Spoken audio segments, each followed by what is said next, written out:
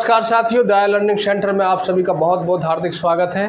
तो आज फिर से हम लोग एलसीएम और एचसीएफ से ही संबंधित एक एग्ज़ाम वाला क्वेश्चन जो एग्ज़ाम की दृष्टि से बहुत ही महत्वपूर्ण है और जो एग्ज़ाम में जब क्वेश्चन ऐसा आ जाता है तो हम लोग अक्सर इस क्वेश्चन को बनाने में नाकाम हो जाते हैं, जिसकी वजह से हम लोगों के नंबर कम रह जाते हैं, जितने आने चाहिए उतने नहीं आ पाते हैं। तो आज साथियों इस क्वेश्चन को हम लोग करेंगे अपनी मुट्ठी में और बहुत ही आसान तरीके से समझेंगे, ज़्यादा इसके बेसिक में बिल्कुल नहीं जाएंगे, बात को थोड़ा सा यही समझेंगे।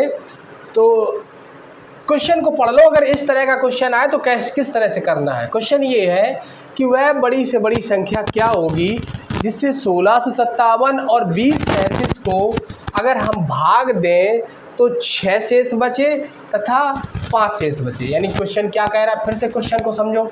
क्वेश्चन कह रहा है वह बड़ी से बड़ी संख्या क्या होगी जिससे अगर 1657 को भाग दें तो 6 शेष बचे और 2037 को भाग दें तो 5 शेष बचे। क्वेश्चन कुछ ये कह रहा है।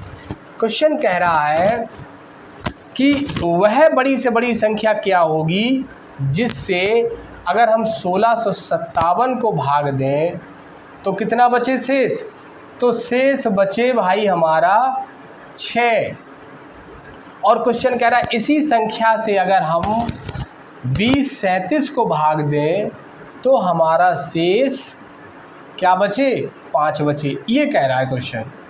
बात समझ में आ गई होगी आपको। क्वेश्चन कह रहा है कि वह बड़ी से बड़ी संख्या बताओ। यहाँ कैसी संख्या है, बड़ी से बड़ी, बड़ी से बड़ी संख्या भाई बताओ। ये क्वेश्चन में लिखा रहेगा वह बड़ी से बड़ी संख्या क्या होगी जिससे 1657 और 2037 को भाग दिए जाने पर क्रमशः 6 तथा 5 शेष बचे। क्रमशः 6 तथा 5 शेष बचे। आप क्या करोगे, सबसे पहले क्या करोगे, क्वेश्चन कह रहा है वह बड़ी से बड़ी संख्या बताइए। तो सबसे पहले आप क्या करोगे, 1657 लिखा हुआ है, शेष कितना बचे, 6। क्या करोगे, 1657 में से 6 घटा दोगे। ये 6 घटा दोगे तो क्या आ जाएगा, 1600 आपका आ जाएगा 51। ऐसे ही 2037 से 5 घटा दो। 2037 से अगर 5 घटा दोगे तो आ जाएगा 2032। ये आ गया। ठीक, इतना काम कर लिया आपने। अब क्या करोगे, अब 1651 और 2032 का निकाल लो एचसीएफ।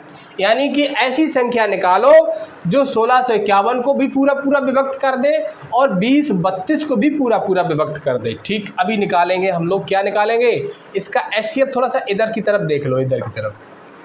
तो भाग विधि से हम लोग इसका एचसीएफ भाग विधि से निकालेंगे।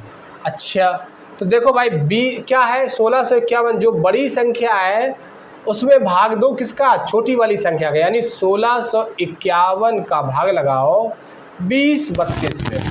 अच्छा, 1651 का भाग लगाओगे अगर 2032 में तो एक बार जाएगा, 1651 ही आ गया। 2 बार करोगे तो ज़्यादा हो जाएगा। अब 2 से 1 घटाओगे 1, 13 से 5 घटाओगे 8, 13 से 5 घटाया 8, यहाँ बचा 9, 9 से 6 गया 3, 381 आ गया। अब ये जो यहाँ शेष बचा 381, इसी में आप ऐसे कर दो बस, और यानी इसी को आप क्या बना लो, भाजक बना लो, और इसको भाज्य फिर बना दो 1651। यानी 1651 में अब भाग लगाओ।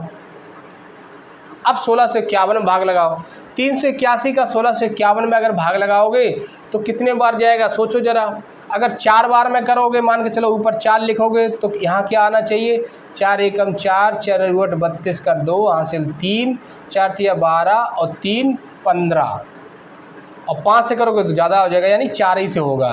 तो 4 एकम 4, 4 × 32 का 2 हासिल 3, 4 × 12 और 3 15, माइनस करो 11 से 4 गया 7, इधर क्या बचा, इधर 4, 4 से 2 गया 2, इधर क्या बचा 6 ही है, 6 से 5 गया 1, 127 आया।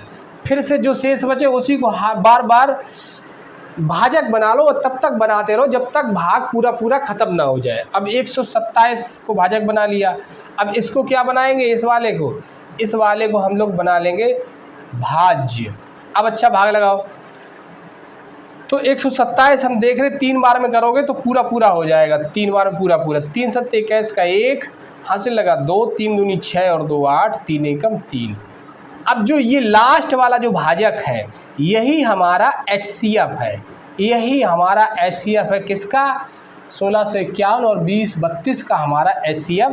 ये जो लास्ट वाला ये जो है 127, यानी कि HCF क्या आ गया? 127। अच्छा, अब यहीं पे एक छोटी सी कॉन्सेप्चुअल बात को समझो जरा थोड़ा सा ध्यान से। क्या?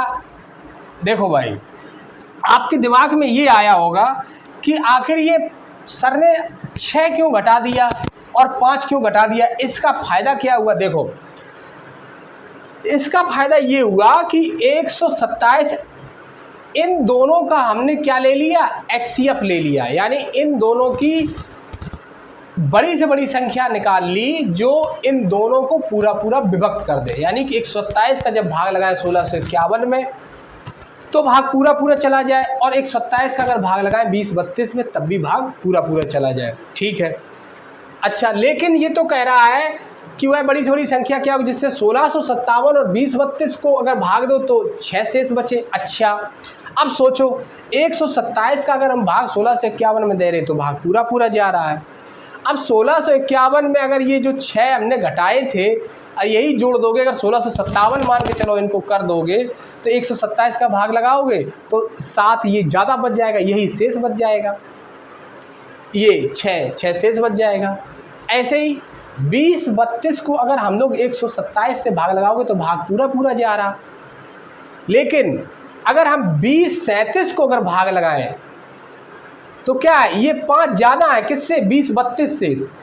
तो इसीलिए जब 2037 को हम लोग भाग लगाएंगे 127 से तो शेष 5 बच जाएगा। इतनी बात को समझो। इसीलिए हमने क्या किया कि 1657 में से 6 को माइनस कर दिया तो 1651 आ गया, 2037 से 5 को माइनस कर दिया जितना जितना शेष कह रहा था तो 2032 आ गया। इन दोनों का HCF ले लिया, यानी ऐसी बड़ी से बड़ी संख्या हमने निकाल ली जो इन दोनों को पूरा पूरा विभक्त कर दे।